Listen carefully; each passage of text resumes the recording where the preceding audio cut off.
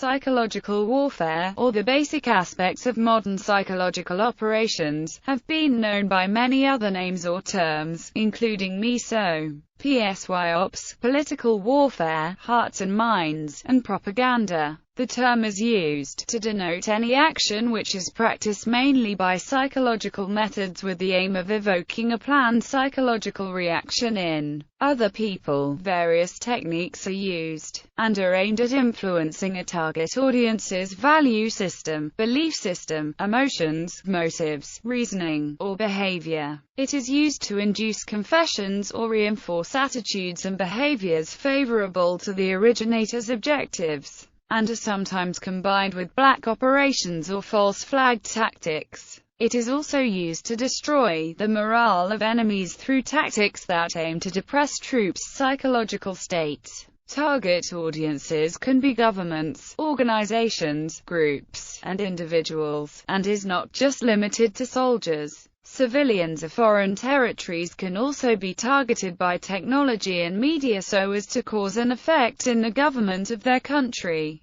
In propaganda, the formation of men's attitudes. Jacques Ellul discusses psychological warfare as a common peace policy practice between nations as a form of indirect aggression in place of military aggression. This type of propaganda drains the public opinion of an opposing regime by stripping away its power on public opinion. This form of aggression is hard to defend against because no international court of justice is capable of protecting against psychological aggression, since it cannot be legally adjudicated. The only defense is using the same means of psychological warfare. It is the burden of every government to defend its state against propaganda aggression. Here the propagandist is sick dealing with a foreign adversary whose morale he seeks to destroy by psychological means so that the opponent begins to doubt the validity of his beliefs and actions. History. Early since prehistoric times, warlords and chiefs have recognized the importance of inducing psychological terror in opponents and currying favor with supporters. An early practitioner of such tactics was Alexander the Great,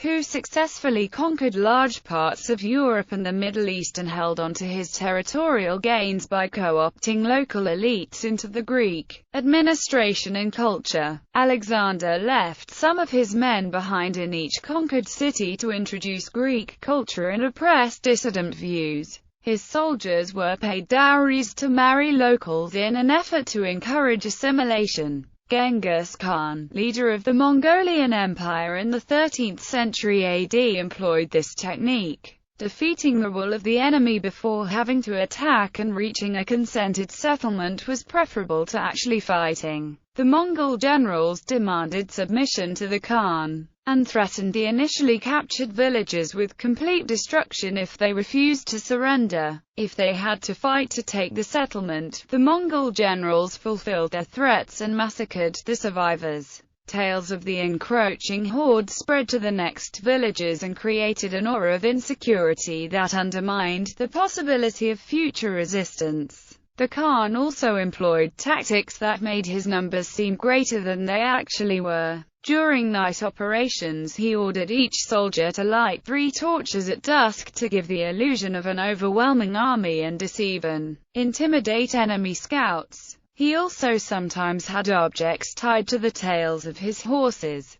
so that riding on open and dry fields raised a cloud of dust that gave the enemy the impression of great numbers. His soldiers used arrows specially notched to whistle as they flew through the air, creating a terrifying noise. A later Mongolian chieftain, Tamerlane, built a pyramid of 90,000 human heads in front of the walls of Delhi, to convince them to surrender during his Indian campaign. Another tactic favored by the Mongols was catapulting severed human heads over city walls to frighten the inhabitants and spread disease in the besieged cities' closed confines. The Muslim Caliph Omar, in his battles against the Byzantine Empire, sent small reinforcements in the form of a continuous stream, giving the impression that a large force would accumulate eventually if not swiftly dealt with. Modern First World War. The start of modern psychological operations in war is generally dated to the First World War. By that point, Western societies were increasingly educated and urbanized,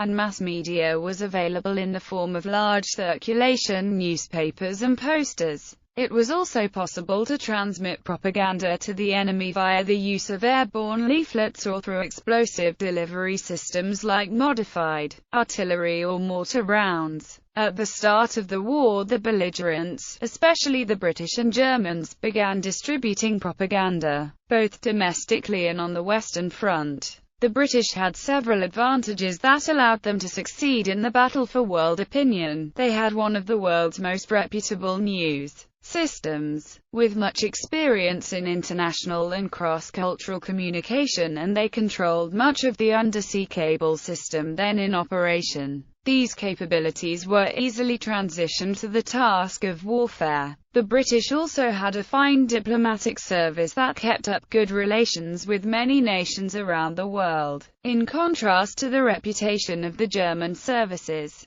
While German attempts to foment revolution in parts of the British Empire, such as Ireland and India, were ineffective, extensive experience in the Middle East allowed the British to successfully induce the Arabs to revolt against the Ottoman Empire. In August 1914, David Lloyd George appointed Charles Masterman MP to head a propaganda agency at Wellington House. A distinguished body of literary talent was enlisted for the task, with its members including Arthur Conan Doyle, Ford Madox Ford, K. Chesterton, Thomas Hardy, Rudyard Kipling and H. G. Wells. Over 1,160 pamphlets were published during the war and distributed to neutral countries, and eventually, to Germany. One of the first significant publications, the Report on Alleged German Outrages of 1915, had a great effect on general opinion across the world. The pamphlet documented atrocities, both actual and alleged, committed by the German army against Belgian civilians. A Dutch illustrator, Louis Reyemekers, provided highly emotional drawings which appeared in the pamphlet.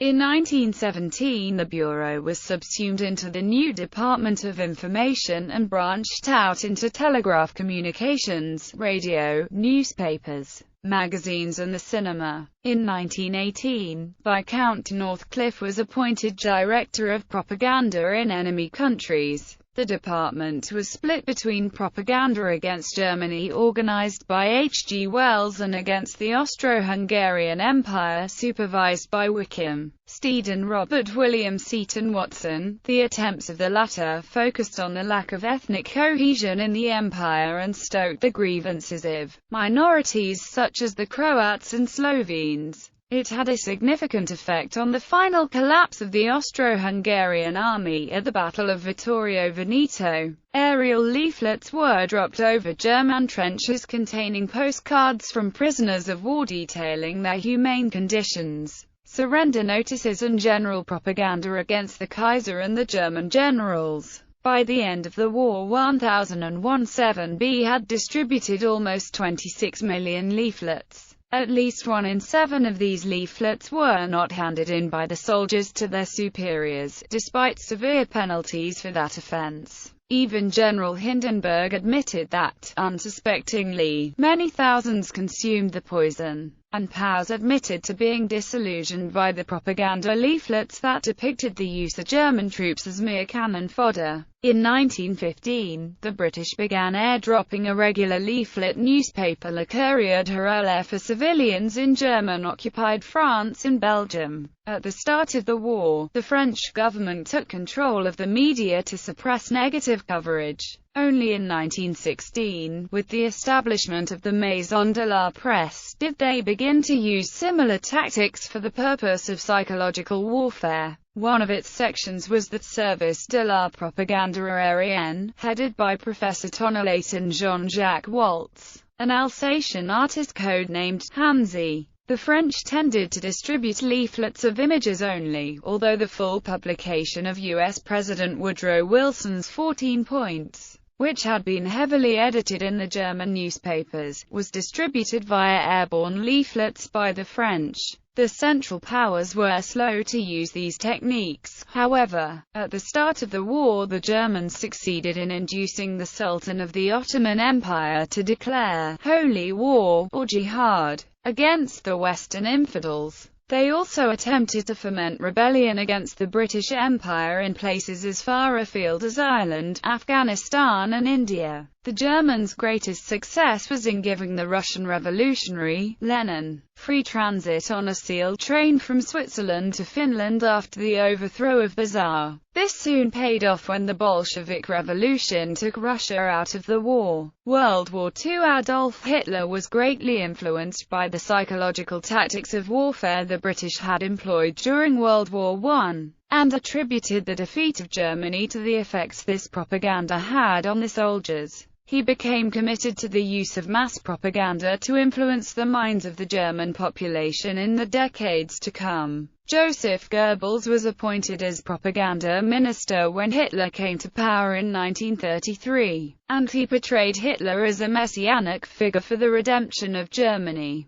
Hitler also coupled this with the resonating projections of his orations for effect. Germany's full-grown plan of invasion of Czechoslovakia had a large part dealing with psychological warfare aimed both at the Czechoslovak civilians and government as well as, crucially, at Czechoslovak allies. It became successful to the point that Germany gained support of UK and France through appeasement to occupy Czechoslovakia without having to fight an all-out war, sustaining only minimum losses in covert war before the Munich Agreement. At the start of the Second World War, the British set up the Political Warfare Executive to produce and distribute propaganda. Through the use of powerful transmitters, broadcasts could be made across Europe. Seft and Delmer managed a successful black propaganda campaign through several radio stations which were designed to be popular with German troops, while at the same time introducing news material that would weaken their morale under a veneer of authenticity. British Prime Minister Winston Churchill made use of radio broadcasts for propaganda against the Germans.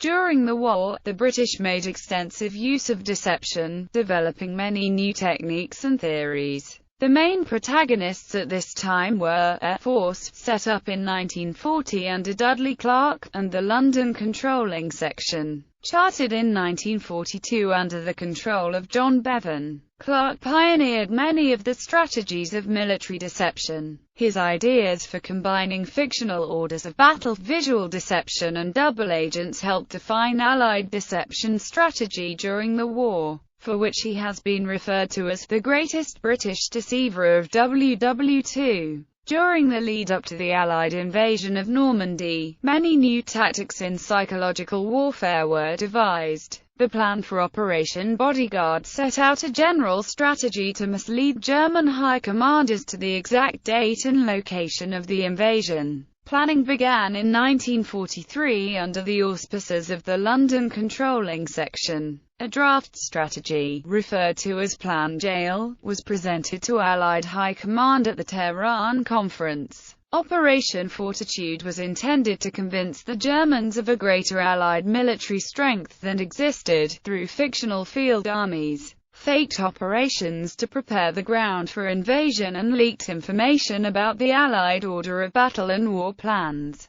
Elaborate naval deceptions were undertaken in the English Channel. Small ships and aircraft simulated invasion fleets lying off Pas-de-Calais, Cap d'Antifer and the western flank of the real invasion force. At the same time, Operation Titanic involved the RAF dropping fake paratroopers to the east and west of the Normandy landings. The deceptions were implemented with the use of double agents, radio traffic and visual deception. The British double-cross anti-espionage operation had proven very successful from the outset of the war, and the LCS was able to use double agents to send back misleading information about Allied invasion plans. The use of visual deception, including mock tanks and other military hardware, had been developed during the North Africa campaign. Mock hardware was created for bodyguard, in particular. Dummy landing craft were stockpiled to give the impression that the invasion would take place near Calais.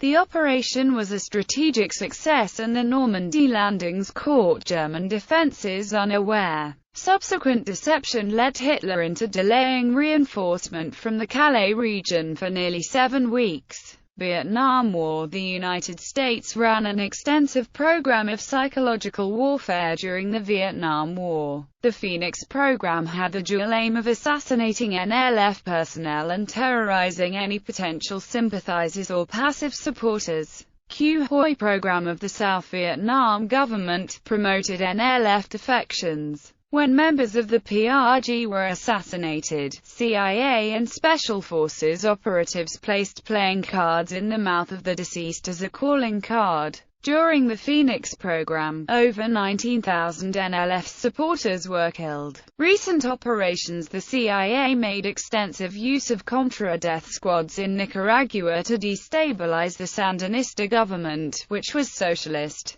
The CIA used psychological warfare techniques against the Panamanians by broadcasting pirate TV broadcasts. The CIA has extensively used propaganda broadcasts against the Cuban government through TV Marti, based in Miami, Florida. However, the Cuban government has been successful at jamming the signal of TV Marti. In the Iraq War, the United States used the shock and awe campaign to psychologically maim and break the will of the Iraqi army to fight. Social media has enabled the use of disinformation on a wide scale. Analysts have found evidence of doctored or misleading photographs spread by social media in the Syrian civil war and 2014 Russian military intervention in Ukraine, possibly with state involvement. Today, most modern uses of the term psychological warfare refers to the following military methods: